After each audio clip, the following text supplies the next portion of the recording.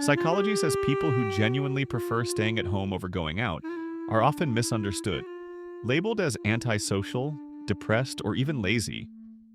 But if walking through your front door and locking the world out feels less like hiding and more like finally taking a deep breath, there is a powerful psychological reason for it.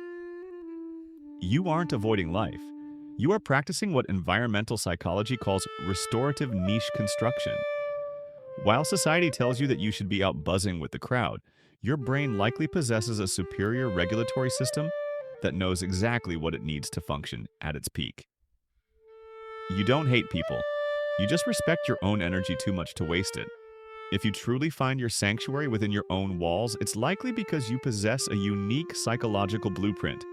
First, you have a near allergic reaction to performative socializing. You've decoded the exhausting pattern.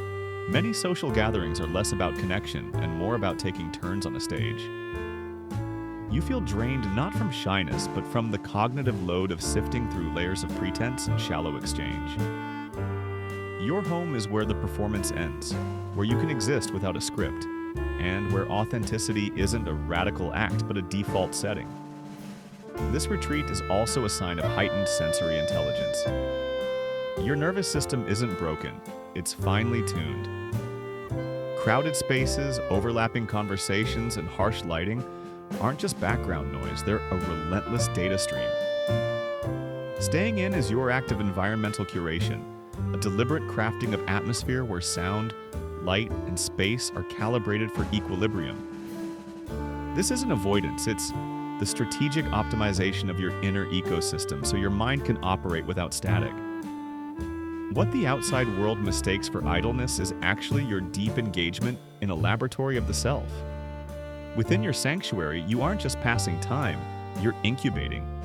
This is where flow states flourish, uninterrupted. You might be reconstructing history through a novel, solving complex problems through code, or cultivating a garden into a philosophy. Your home is the workshop where your most substantial projects, whether tangible or cerebral, are built piece by quiet piece. Underpinning it all is what could be called a high peace threshold. You've done the cost-benefit analysis on chaos and found it severely lacking. After perhaps a lifetime of external noise, you've learned that genuine contentment isn't found in the next big thrill, but in the sustained quiet of a chosen solitude. This peace isn't emptiness, it's a rich, fertile space. You've physically bounded your life against drama and distraction, discovering that the profound dopamine hit comes from depth, not distraction. To a culture addicted to buzz, your tranquility might look like boredom, but to you it feels like the ultimate freedom. The freedom to be uninterrupted in a world you've intentionally built for a mind that thrives best right where you are. If you truly find your sanctuary within your own walls, it's likely because you possess a unique psychological blueprint. First, you have a near allergic reaction to performative socializing. You've decoded the exhausting pattern. Many social gatherings are less about connection and more about taking turns on a stage, a carefully choreographed dance of curated anecdotes, status updates, and polite laughter that functions as social currency. You feel drained not from shyness, but from the profound cognitive load of sifting through layers of pretense and shallow exchange, of constantly translating the subtext beneath the text. It's the fatigue of wearing an invisible mask that conforms to the room's expectation, of calibrating your reactions and modulating your energy to fit an unspoken script. Your home is where the performance ends, where the curtain drops not to reveal an empty stage but your authentic self, finally off duty. Here you can exist without a script, where a thought can be followed to its natural conclusion without interruption, where silence is a companion, not a social fault. In this space, authenticity isn't a radical act of defiance but a simple default setting. The self you are alone is the same self that moves through the rooms, unedited and complete. And this profound coherence is the bedrock of your sanity. This isn't misanthropy, it's a refined discernment. You crave the rare, nutrient-rich soil of genuine connection, but you refuse to endlessly pan for those golden moments in the shallow, noisy rivers of obligatory small talk. Your retreat is a filter, ensuring that when you do engage, it is from a place of abundance, not depletion. This retreat is also a sign of heightened sensory and emotional intelligence. Your nervous system isn't broken, it's finely tuned, a high-fidelity receiver in a world blaring static. Crowded spaces, overlapping conversations, fragmented attention, and harsh lighting aren't just minor inconveniences or background noise. They're a relentless, jarring data stream that your brain must process, sort, and often absorb. The hum of fluorescent lights isn't just sound. It's a vibration that scrambles your focus. The chaotic visual field of a public space isn't just scenery. It's a demand for constant, low-grade visual processing. Staying in is therefore your essential act of environmental curation, a deliberate and skilled crafting of atmosphere where sound, light, texture, and spatial geometry are consciously calibrated for neurological equilibrium. You are the architect of your own sensory diet. This isn't avoidance or fragility, it's the strategic and necessary optimization of your inner ecosystem, so your mind can operate at its highest resolution without the distorting static. It is the act of pulling back from the overwhelming symphony of the world to hear your own instrument clearly. In your crafted silence, you aren't missing out on life. You are allowing the deeper, subtler frequencies of your own thoughts, creativity, and intuition to become audible. Frequencies that are utterly drowned out in the cacophony of the collective. What the outside world mistakes for idleness or withdrawal is actually your deep, focused engagement in a private laboratory of the self.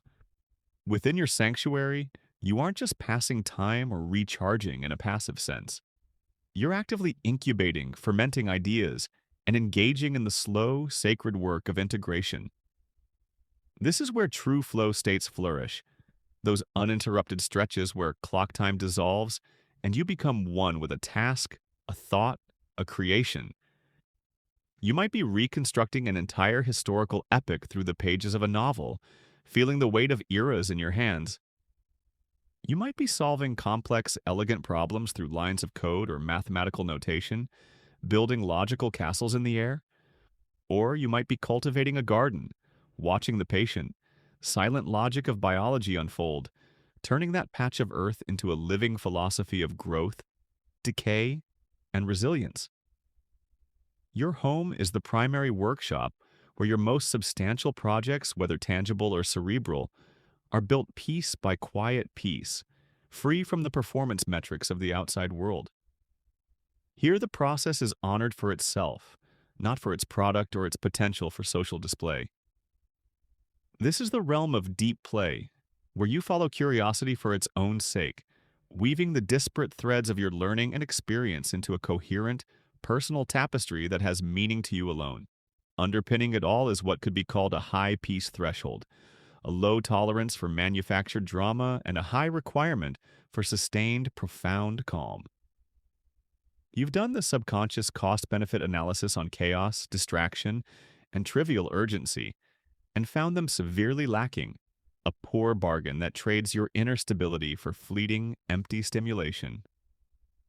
After perhaps a lifetime of external noise, you've learned through hard-won experience that genuine contentment isn't found in the next big thrill, the next notification, or the next crowded room, but in the sustained, resonant quiet of a chosen solitude.